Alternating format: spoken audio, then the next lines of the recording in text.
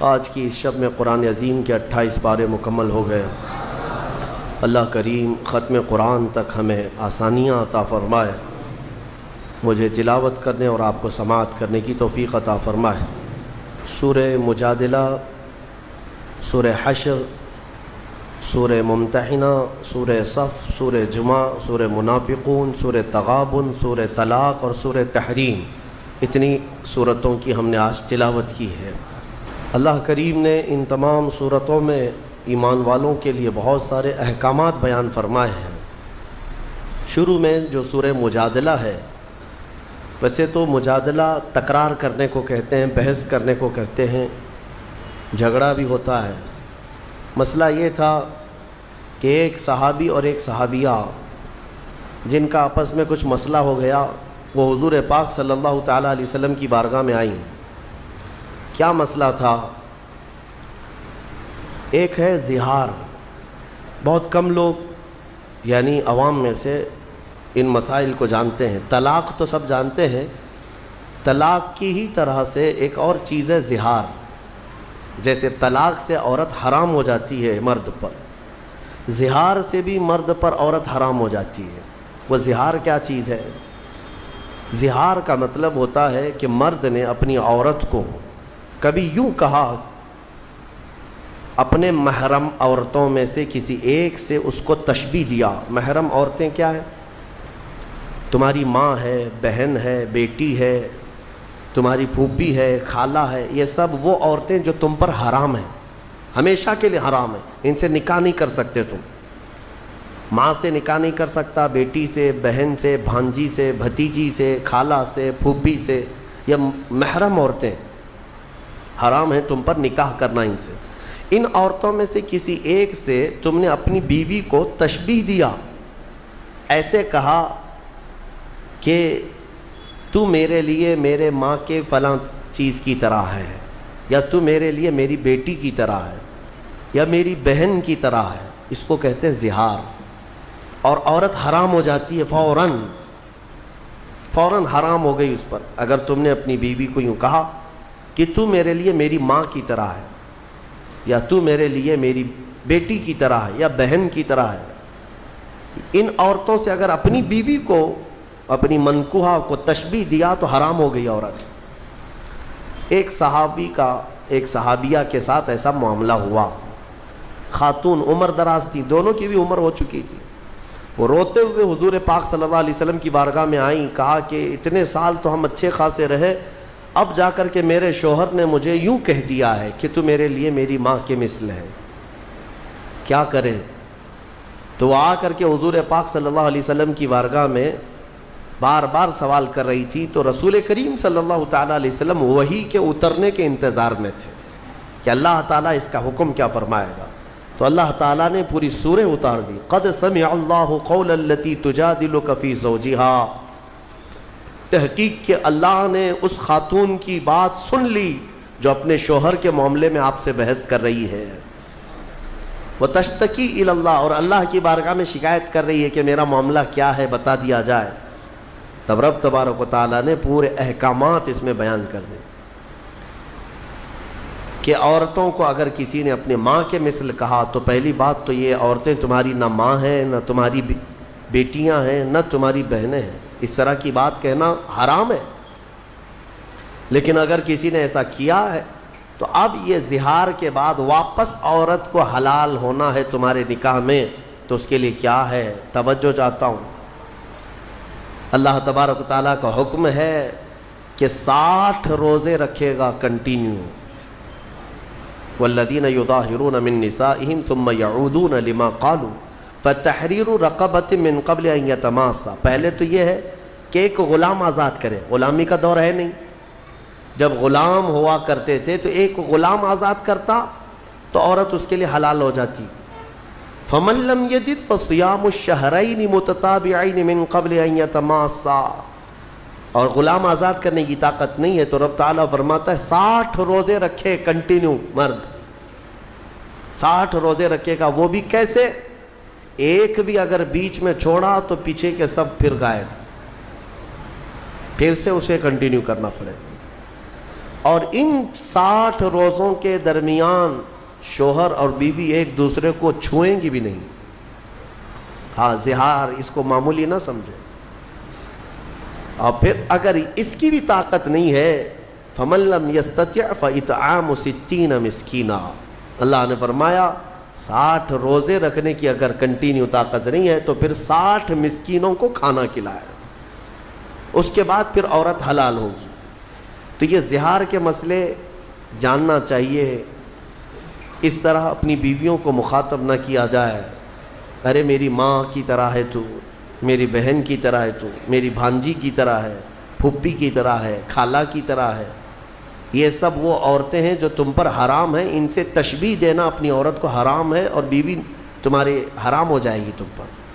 اس مسئلے کا اس سورہ مجادلہ میں اللہ تعالیٰ نے ذکر فرمایا. اس کے بعد کئی معاملات اس میں آئے. آداب بھی محفل کے بتائے جا رہے ہیں. اللہ تعالیٰ فرماتا ہے ایک بات یاد رکھو، 3 لوگ تم لوگ بیٹھ کر بات کر رہے ہو، 3 لوگ بیٹھ کر کے کہیں بات کر رہے ہو، اللہ فرماتا ہے چوتھا تمہارا رب اس محفل میں ہے، دیکھ رہا ہے. اور اگر تم 5 لوگ بیٹھ کر کے بات کر رہے ہو تو چھٹا تمہارا رب تعالیٰ ہے جو تمہاری محفل کو دیکھ رہا ہے.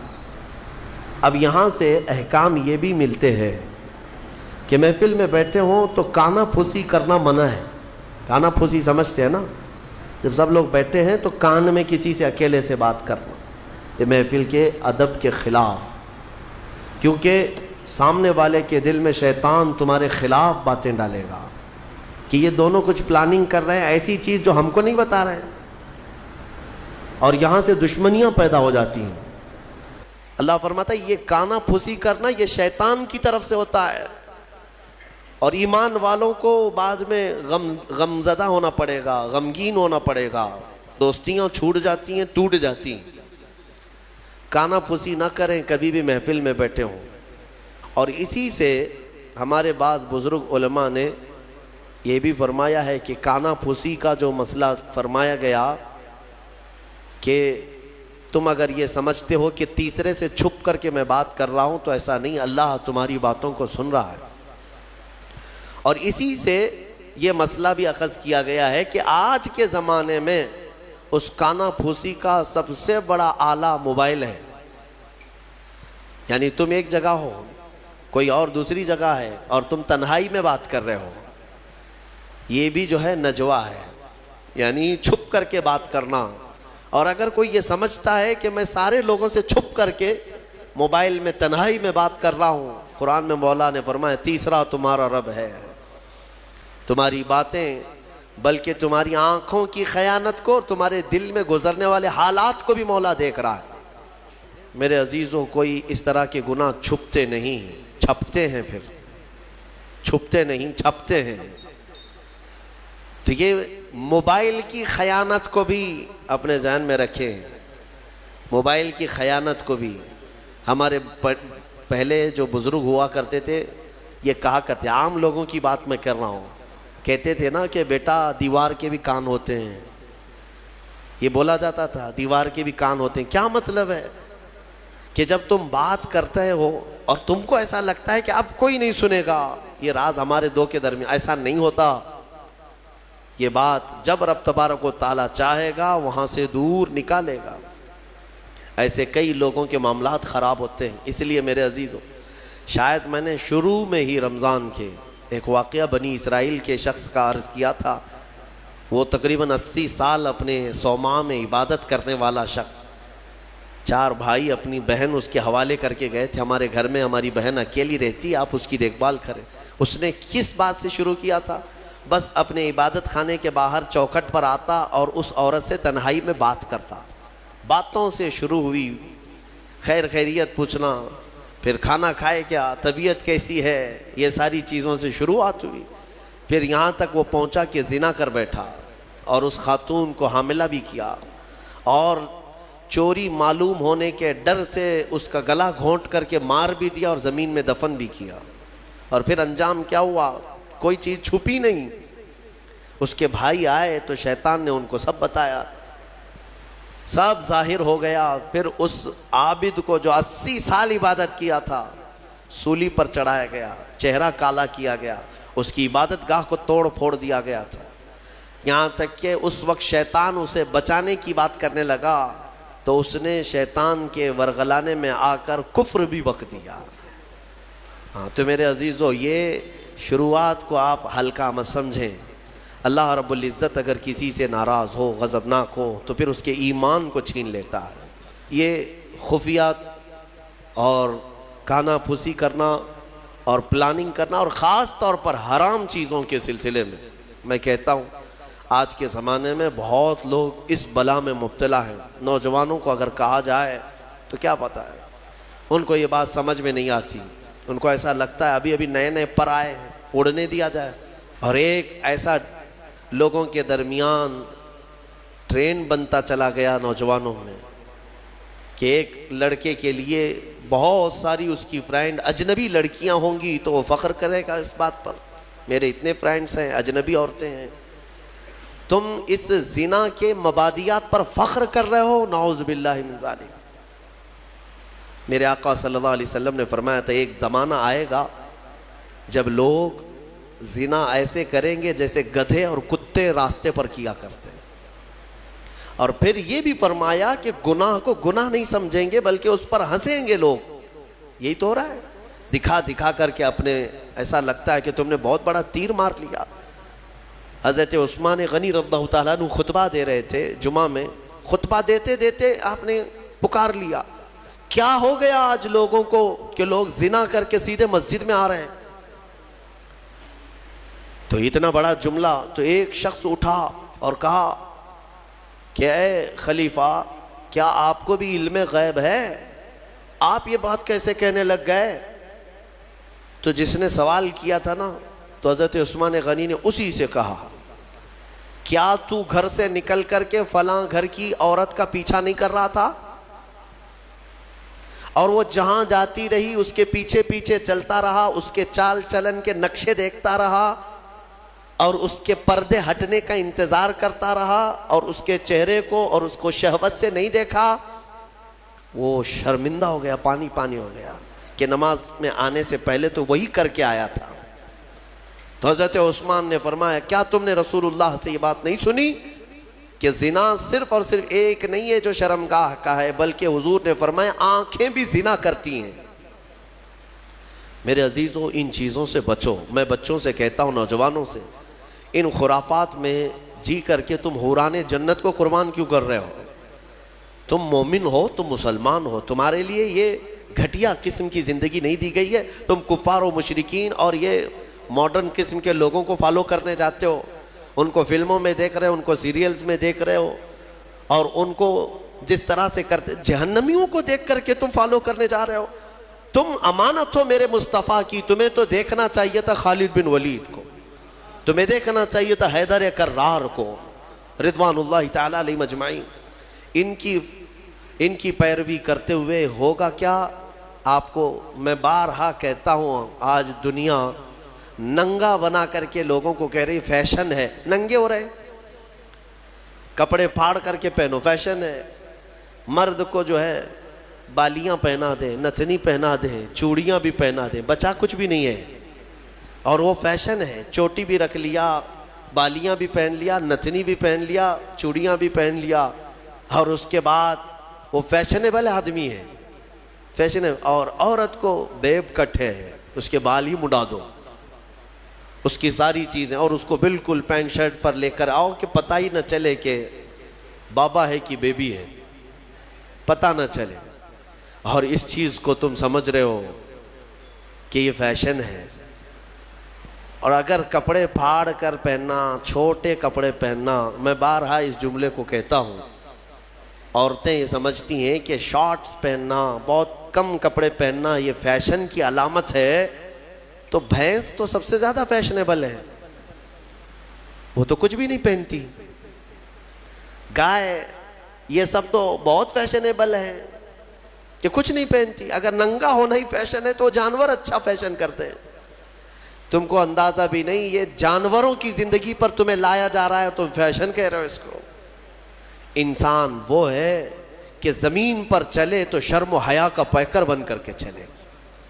میرے عزیزوں، یہاں پر یہ جو نجوہ کی بات آئی اس کو میں آپ کے سامنے رکھا، اور مجلس کے آداب اللہ تعالیٰ فرماتا ہے وَإِذَا قِيلَ لَكُمْ تَفَسَّحُوا فِي الْمَجَالِسِ فَافْسَحُوا يَفْسَحِ اللَّهُ لَكُمْ۔ جب تم سے کہا جائے مجلس میں کسی آئے ہوئے مومن بھائی کے لیے جگہ دے دو تو جگہ دے دیا کرو، اللہ فرما رہا ہے۔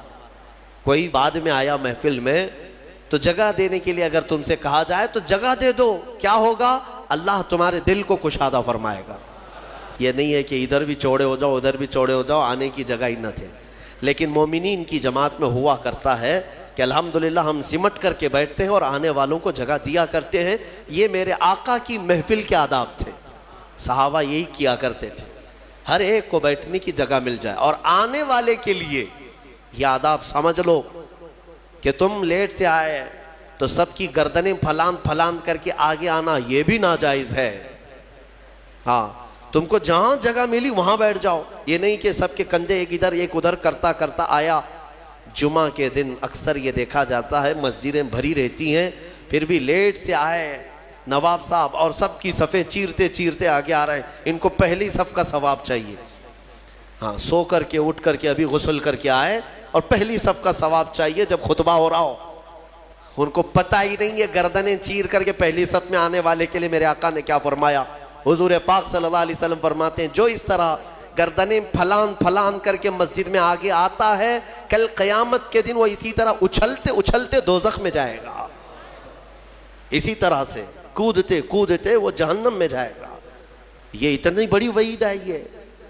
ہاں، یہ اور بات ہے کہ دور کھڑا ہو جائے اور امام یا جو ذمہ دار ہے وہ لوگوں سے کہیں کہ آگے اگر جگہ خالی ہے تو اس کو پر کر لیں، پیچھے والوں کو جگہ مل جائے۔ یہ امام اعلان کر سکتا ہے یا جو یہاں پر ہو، لیکن آنے والے کو پیچھے سے یہ اجازت نہیں دی گئی کہ تم سب کی گردنیں ادھر ادھر کرتے ہوئے آؤ۔ وہ تو غلطی اس کی ہے، اتنی دیر سے آیا کیوں؟ بہرحال ہم نے سورہ حشر بھی تلاوت کی ہے، سورہ حشر جس کی آخری آیتیں میرے رب ذوالجلال کے اسماء حسنی ہیں۔ هو اللہ الذی لا الہ الا هو عالم الغیب والشہادۃ هو الرحمن الرحیم۔ یہ جو 3 آیتیں ہیں اس کی فضیلت میں فرمایا گیا کہ جو یہ رات کو پڑھ کر کے سوئے گا اللہ اسے شہادت کی موت عطا فرمائے گا۔ ہاں، اگر اس کا انتقال اس رات کو ہو گیا تو شہیدوں میں اٹھایا جائے گا۔ یہ آیتیں یاد کر لو، سورہ حشر کی آخری آیتیں ہیں، اس کی بڑی فضیلت ہے۔ اس کے بعد میرے آقا صلی اللہ تعالیٰ علیہ وسلم کے صحابہ کے متعلق اور صحابیات کے متعلق احکامات آئے ہیں سورہ ممتحنہ میں اور سورہ صف میں۔ اللہ تعالیٰ صحابہ کی تعریف میں فرماتا ہے ان اللہ یحب الذین یقاتلون فی سبیلہ صفا کأنہم بنیان مرصوص۔ بے شک اللہ اس جماعت سے بہت محبت کرتا ہے کہ جب وہ اللہ کی راہ میں لڑنے کے لیے صفیں لگاتے ہیں تو ایسے مضبوط کھڑے ہوتے ہیں جیسے سیسا پلائی ہوئی دیوار۔ صف کے نام سے پوری سورہ ہے، یہی صفیں ہیں۔ وہ صحابہ کی صفیں کیسی تھی جن کا ذکر قرآن میں آیا۔ ہاں میرے عزیزوں، ان کو چیر کر کے کوئی جا نہیں سکتا تھا، اتنی مضبوط صفیں ہوتی تھیں۔ آپ اندازہ کرو حضرت عمر فاروق رضی اللہ تعالیٰ عنہ کی شہادت جو ہوئی ہے نا، وہ مسجد نبوی میں ہوئی۔ آپ فجر کی نماز پڑھا رہے تھے، 1 رکعت پڑھا چکے تھے۔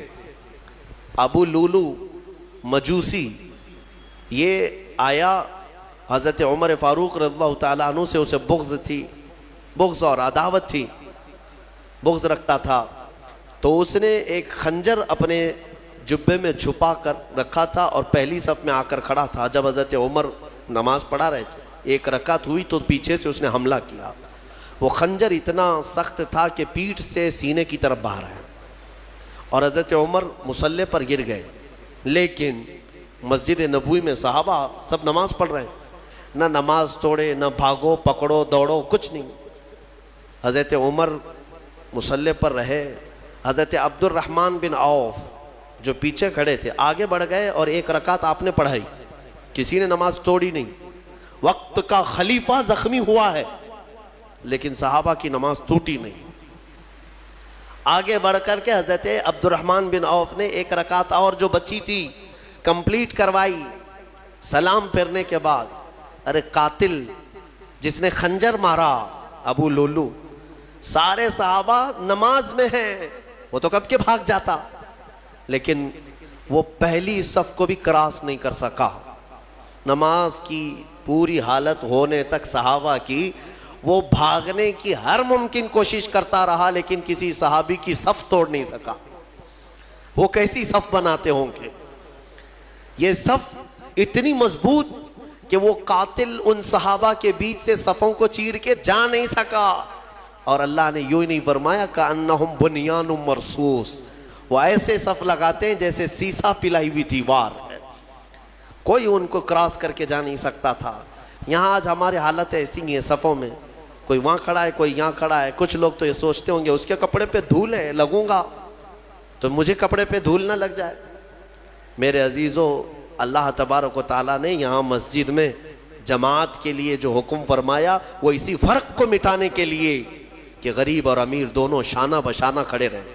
صف میں اس بات کا ہمیشہ اہتمام کرو کہ تمہارا کندھا بازو والے کے کندھے سے لگ جائے، کندھا، یہاں تک کہ حضور پاک صلی اللہ تعالیٰ علیہ وسلم ہر نماز میں رکعت باندھنے سے پہلے حضور یہ اعلان کرتے تھے استقیموا واستووا واعتدلوا، لوگوں سیدھے ہو جاؤ، صف برابر کر لو، ٹھیک ٹھیک کھڑے ہو جاؤ، وسدوا الخلل، تھوڑی سی بھی اگر جگہ باقی ہے تو پوری کر لو، اس کے بعد اللہ اکبر کہتے تھے۔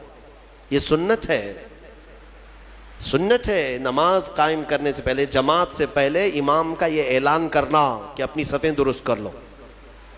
حضور پاک صلی اللہ تعالیٰ علیہ وسلم کا اعلان ہوا کرتا تھا، حدیث میں موجود ہے، یہاں تک کہ ایڑی سے ایڑی برابر رکھنے کو کہا گیا ہے، یعنی ہو سکتا ہے کسی کا پنجہ لمبا ہے کسی کا چھوٹا ہے، اس کے لیے کہا گیا ہے صف لگانے کے وقت کس چیز کا خیال کرنا چاہیے، ایڑی سے ایڑی برابر، سامنے کے پنجوں کو نہ دیکھو، ایڑی کی ہڈی، تمہاری ایڑی کی ہڈی بازو والے کی ایڑی کی ہڈی کے برابر لگتی جائے، یہ الصاق ہے۔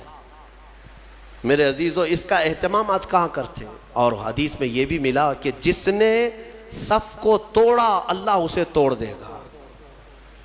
صف کو کاٹنا گناہ ہے، ہاں اگر اتنی جگہ خالی رہ گئی کہ ایک آدمی آ سکتا ہے اور نہیں بھرا آپ نے صف، تو دونوں گنہگار ہیں، دونوں ادھر والے ادھر والے، اور پیچھے کی صف والا بھی گنہگار ہے کہ آگے اس نے جگہ دیکھا اور پھر بڑھ کر کے صف کو مکمل نہیں کیا، وہ بھی گنہگار ہے۔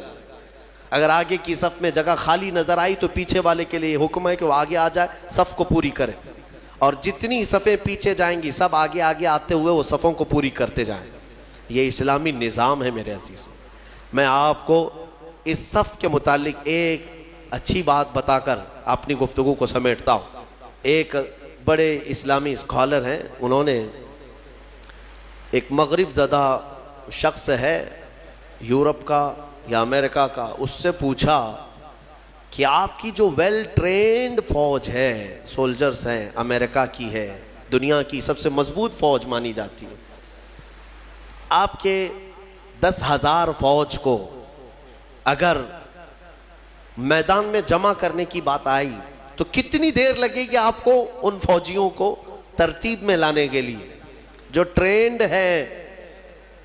تو اس نے کہا کہ ہم کو 10,000 فوج کو لانے کے لیے جو سب سے سپر فاسٹ کنٹری ہے اس کی بات کر رہا ہوں، انہوں نے کہا 4-5 گھنٹے لگ سکتے ہیں، 3 گھنٹے لگ سکتے ہیں، اتنی فوج 10,000 فوج کو ترتیب دینے کے لیے۔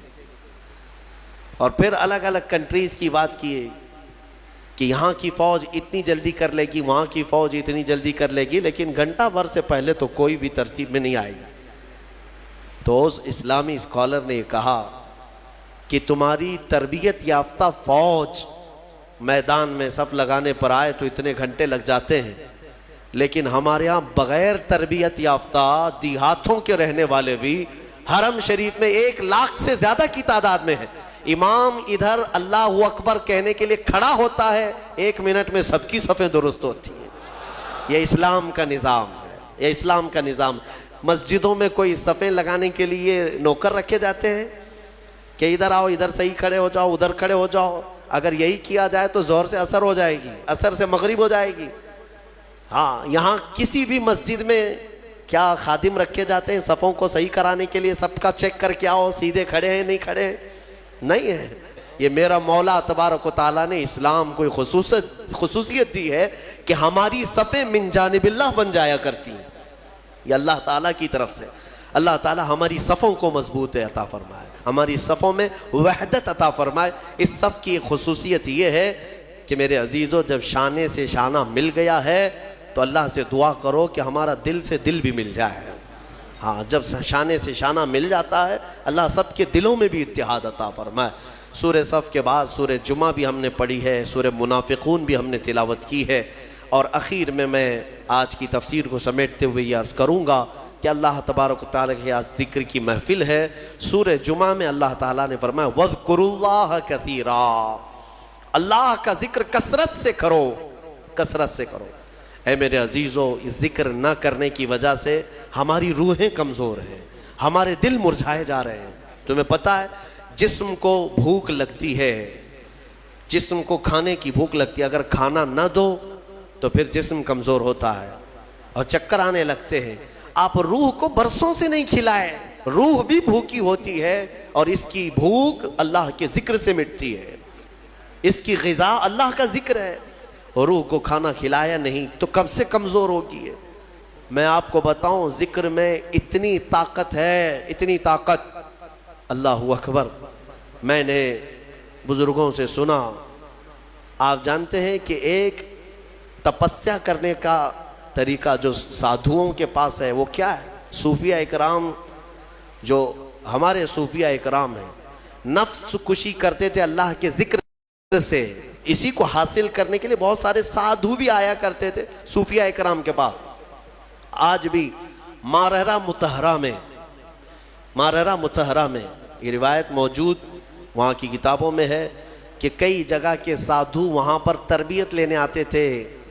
کس چیز کے لیے؟ تپسیا, آتما کی شکتی, روح کی طاقت حاصل کرنے کے لیے. اولیاء کاملین کے پاس حضرت شاہ حمزہ عینی رضی اللہ تعالیٰ مارہرہ متحرہ کے ایک بڑے بزرگ ہیں. ان کا معمول تھا یہ سانس کو روک کر کے ذکر کرتے تھے. یعنی صوفیہ میں ذکر کا ایک طریقہ یہ بھی ہے حبس دم, پاس انفاس جس کو کہتے ہیں, یعنی سانسوں کو بھی کنٹرول کر لیا جاتا ہے. سب سے زیادہ تم کس چیز کے محتاج ہو دنیا میں؟ کھانے کے, پینے کے, کس چیز کے؟ سانس کے محتاج ہو سب سے زیادہ. اور صوفیہ یہ کہتے ہیں کہ دنیا میں جو سب سے زیادہ ضروری چیز ہے اس سے بھی چھٹی حاصل کر لو, سوائے اللہ کے ہم کسی کے محتاج نہیں, سوائے اللہ کے ہم کسی کے محتاج نہیں. تو یہ ایسی اچانک نہیں آتا, تربیت کی ضرورت ہوتی ہے, برسوں اس میں مجاہدے ہوتے ہیں. صوفیہ اکرام, اولیاء اکرام کن کن چیزوں سے چھٹی لے لیتے ہیں پتہ ہے؟ کھانے پینے کی خواہش باقی نہیں رکھتے, ہر چیز کو چھوڑ دو, اب مجھے حاجت ہی نہیں اس چیز کی کھانے کی, طبیعت ہی نہیں مانتی. باڈی کو جیسے آپ عادت ڈالیں گے یہ باڈی ویسے ایکسیپٹ کرے گی, تربیت کرنے کی ضرورت ہے. صوفیہ اکرام میں بعض اولیاء وہ ہیں جو نیند سے اپنے آپ کو آزاد کر لیتے, سونا ہی نہیں ہم کو. جس چیز کا غلبہ اپنے اوپر آ سکتا ہے اس سے آزادی لینا ہے. میرے عزیزو یہاں تو ایسا ہے کہ نشے سے آزادی نہیں کر پا رہے ہیں, اور وہ صوفیہ روز مرہ کی حلال چیزوں سے بھی اپنے آپ کو آزاد کر لیتے تھے, کسی چیز کو اپنے اوپر حاوی ہونے نہیں دیتے. میں اللہ کا بندہ ہوں, صرف اس کا محتاج ہوں, باقی کسی چیز کا نہیں. میں آپ کو ایک بتاتا ہوں, حضرت شاہ مینا رحمۃ اللہ علیہ لکھنؤ کے بڑے بزرگ ہیں, آج بھی لکھنؤ میں ان کا مزار پاک ہے. جب یہ مجاہدہ کرتے تھے نیند کو ختم کرنے کے لیے, جانتے ہیں ایک اونچی دیوار پر, اتنی چھوٹی سی دیوار ہے, دیوار پر چڑھ کر کے نماز پڑھتے تھے رات کے وقت. دیوار پر چڑھ کر کے عبادت کرنے کی کیا ضرورت ہے؟ وہ اتنی اونچی دیوار تھی, رکوع کرتے, سجدہ کرتے اور لمبا قیام. اور لوگ ان سے کہتے کہ حضور یہاں عبادت کریں, وہاں کیوں؟ کہتے کہ عبادت کے درمیان اگر اونگ آئے, جھپکی آئے, تو پھر میں اپنے جسم کو سزا دینا چاہتا ہوں کہ وہ دیوار سے نیچے گر جائے. جو اللہ کی عبادت میں غفلت کرے گا اس جسم کی سزا یہی ہے کہ وہ دیوار سے نیچے گر جائے. حضرت ابو بکر شبلی ایک مرتبہ ذکر کی مجلس میں رات کے وقت بیٹھے, آنکھوں میں غنودگی آئی، یعنی تھوڑی جھپکی آئی. یہاں تو پورا کئی لوگوں کی نماز ہی نیند میں ہو جاتی ہے. ہاں جمعہ کا خطبہ تو اکثر نیند میں جاتا ہے، بعد میں پتہ چلتا ہے جب جماعت کے لیے امام کھڑے ہو رہے ہوتے ہیں، پورا خطبہ پتہ ہی نہیں. میرے عزیزوں، حضرت ابوبکر شبلی کو ایک بار صرف جھپکی آئی تھی. اس کی وجہ سے انہوں نے کیا کیا جانتے ہیں؟ روز رات کو پھر جب ذکر کی مجلس میں بیٹھتے تھے تو آنکھوں میں نمک کا سرما لگاتے تھے، نمک میں سلائی پھیر کر کے اپنی آنکھوں میں لگا لیتے تھے، جس کی وجہ سے نمک لگا سکو گے آنکھوں میں، نمک کا پاؤڈر لگا سکو گے، جس کی وجہ سے ان کی آنکھوں میں خون آ جاتا تھا. لوگ کہتے ہیں آپ کے مریدین کے حضور کیوں آنکھوں کو اتنا تکلیف دیتے؟ فرماتے ہیں ان آنکھوں کی سزا یہی ہے جو اللہ کے ذکر سے غافل ہوئی تھی. ایک بار جو جھپکی آئی، یہ حاضر کیوں نہیں تھی مجلس میں؟ میرے عزیزو، یہ ذکر کے آداب جو ہے صوفیاء اکرام سے سیکھنے کی ضرورت ہے. کبھی کبھار آپ یہ ذکر کی مجلسیں قائم کرو اور پھر دیکھو تمہاری زندگی میں انقلاب نہ آئے تو پھر مجھ سے کہنا.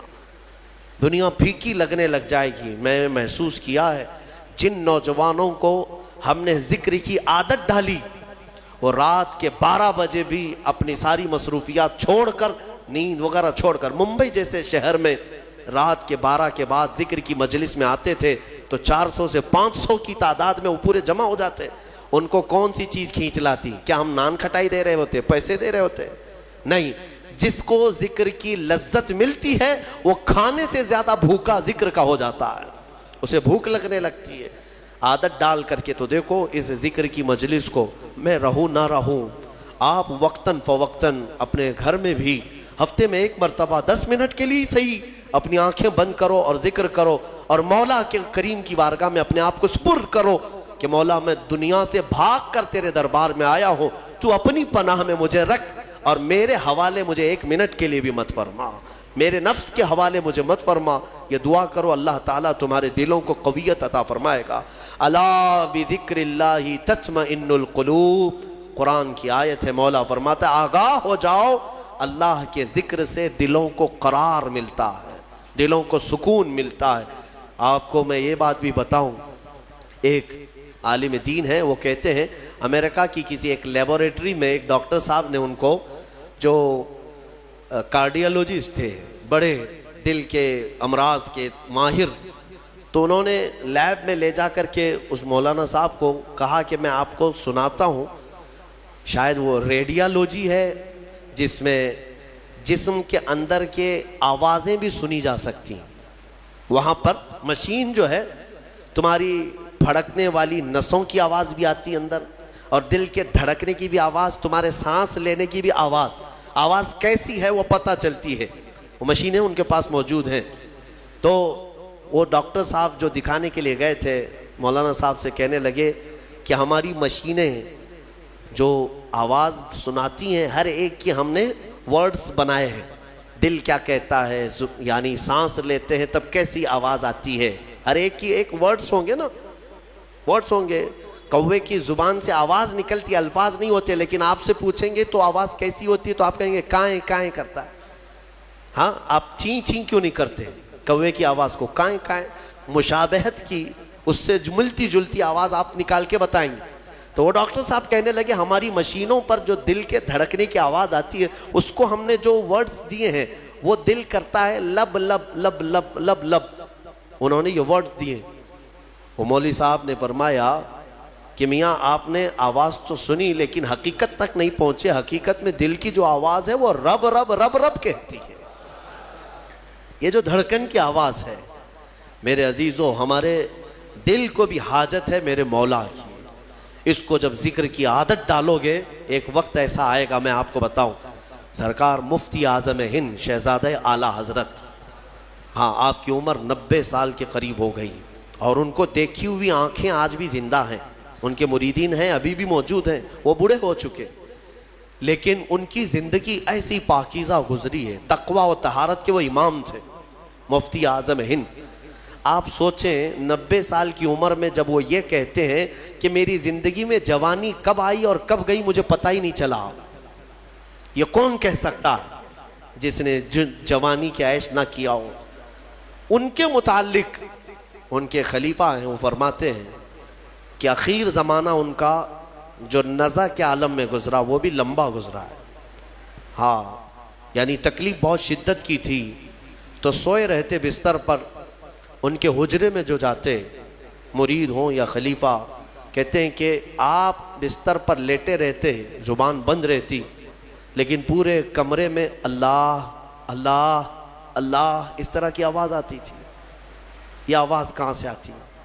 ان کے خاص خلیفہ ہیں، خادم، و فرماتے ہیں کہ یہ مفتی اعظم ہند کے کراہنے کی جو دل کی آواز ہوتی تھی، زبان نہیں ہلتی تھی لیکن دل سے جو کراہنے کی آواز ہوتی، اسے غور سے کوئی سنتا تو وہ دل سے آواز یہی آتی، اللہ اللہ اللہ. میں نے ذکر کی مجلس میں کئی مرتبہ آپ سے یہ کہا ہے کہ اللہ کریم اتنا قادر مطلق ہے کہ جو اس کا ذکر کرنے کی عادت ڈالتا ہے اپنی زندگی میں، جب سب کے دل مر جاتے ہیں مولا ذاکر کا دل زندہ رکھتا ہے. ہاں تمہارا دل بولنے لگ جائے گا، زبان بند ہو جائے لیکن دل بولنے لگ جائے گا. اللہ کریم ہمیں ذکر کرنے والا دل عطا فرمائے، غفلت میں پڑے رہنے والے دلوں سے اللہ ہمیں دور و نفور رکھے. وصلی اللہ تعالی علی خیر خلق محمد وآلہ واصحابہ اجمعین.